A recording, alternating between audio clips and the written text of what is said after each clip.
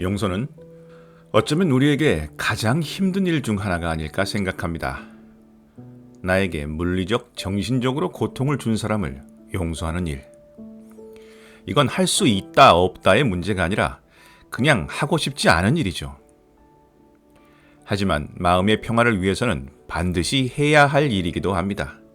분노를 품고 살아간다는 것은 마음의 불덩이를 안고 살아가는 것이나 마찬가지입니다. 부처님은 분노는 남이 죽기를 바라며 내가 독약을 마시는 것과 같다라고 말씀하셨습니다. 성경에는 보다 직접적으로 너의 원수를 사랑하라 라고 말하고 있죠. 우리는 종종 부처님 말씀과 성경 구절을 옳은 이야기지만 우리와는 상관없는 먼 이야기라고 생각하는 경향이 있습니다. 그러나 공부를 하면 할수록 대단히 현실적인 조언이라는 것을 깨닫게 됩니다. 왜 우리는 타인을 용서하는 게 이토록 어려울까요? 그것은 용서라는 행위가 우리가 남에게 무언가를 베풀어 주는 것이라고 생각하기 때문입니다. 나를 힘들게 한 사람에게 내게 소중한 무언가를 내준다는 생각을 참을 수가 없는 것이죠. 그런데 사실은 그렇지가 않습니다. 용서는 그 사람에게 무언가를 주는 것이 아닙니다. 사실 그 사람과는 아무 상관없는 일입니다. 생각해 보세요. 내가 용서를 하든 안 하든 그 사람은 잘 살아가고 있습니다. 내가 용서를 한다고 해서 그 사람의 삶이 갑자기 달라지고 광명이 찾아올까요? 갑자기 개과천선해서 훌륭한 사람이 될까요? 아니요. 나의 용서와는 상관없이 그 사람은 잘 살아가고 있고 앞으로도 그럴 것입니다. 만에 하나 그 사람이 나에게 마음의 빚을 지고 있더라도 그게 좀 가벼워질 뿐이지 그 사람의 인생 자체는 달라지지 않습니다. 사람은 그렇게 단순하게 달라질 수 있는 존재가 아니니까요. 그렇습니다. 용서는 전적으로 내 자신에 관한 일입니다. 용서는 나의 내면을 위해 해야 하는 일입니다. 내 안에서 타오르고 있는 불길을 끄는 일이죠. 그러니 사실 상당히 이기적인 일입니다.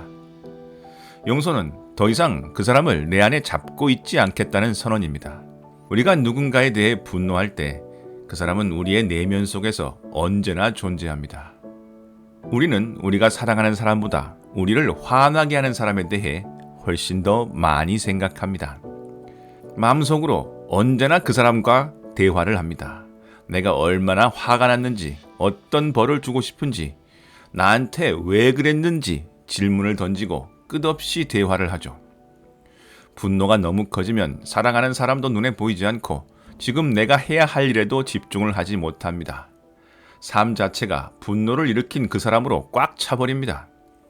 끌어당김의 법칙에 의해 분노는 분노를 계속 끌어오고 결국 우리의 내면은 분노의 불지옥이 되어버립니다. 이것이 진짜 우리가 바라는 것일까요? 그럴 리가 없습니다.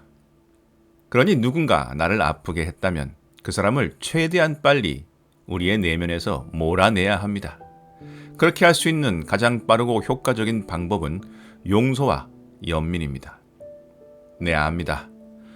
우리는 본능적으로 분노 유발자에게 용서와 연민을 주기 싫어한다는 것을 말입니다. 하지만 이것은 주는 것이 아니라 빼앗아 오는 것입니다.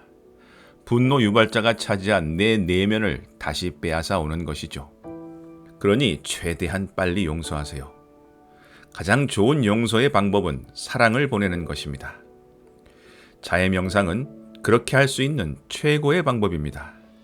자해 명상은 내가 사랑하는 사람들로부터 시작해 나와 관련 없는 사람들, 그리고 내가 미워하는 사람들, 나아가 세상의 모든 존재로 점점 범위를 넓히며 연민과 사랑을 전하는 명상입니다. 관심 있는 분들을 위해 댓글에 링크를 남겨놓겠습니다. 이렇게 분노 유발자가 타인이라면 상황은 비교적 쉽습니다. 진짜 어려운 상황은 스스로가 분노 유발자일 때입니다.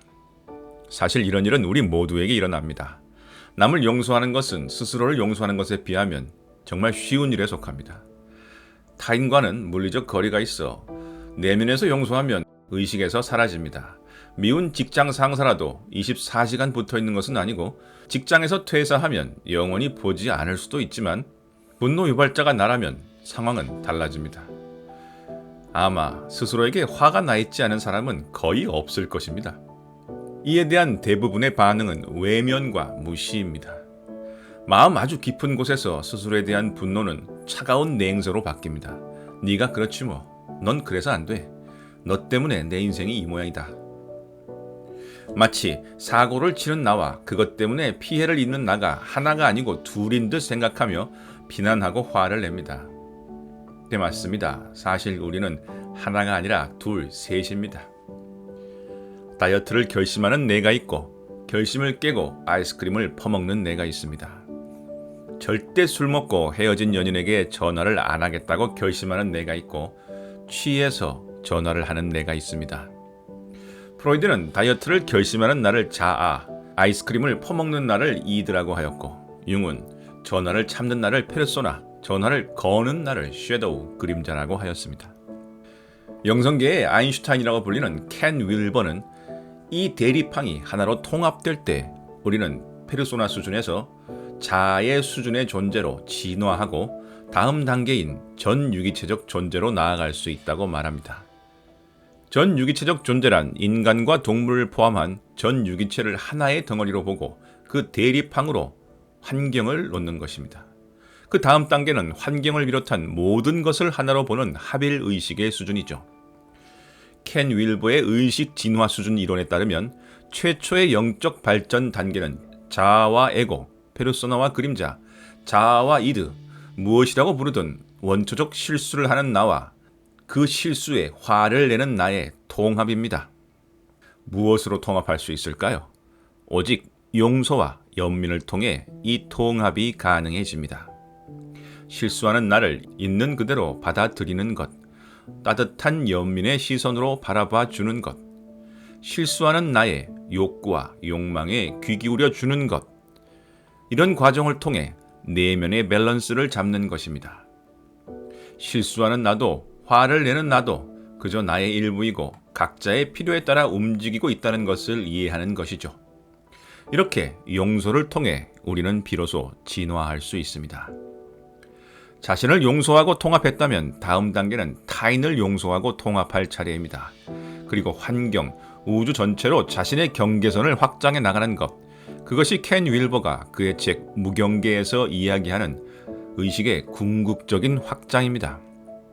마음 공부에서는 깨달음의 경지이고 불교적으로는 니르바나, 즉 열반이며 기독교적으로 말하면 주님의 나라로 들어가는 것입니다.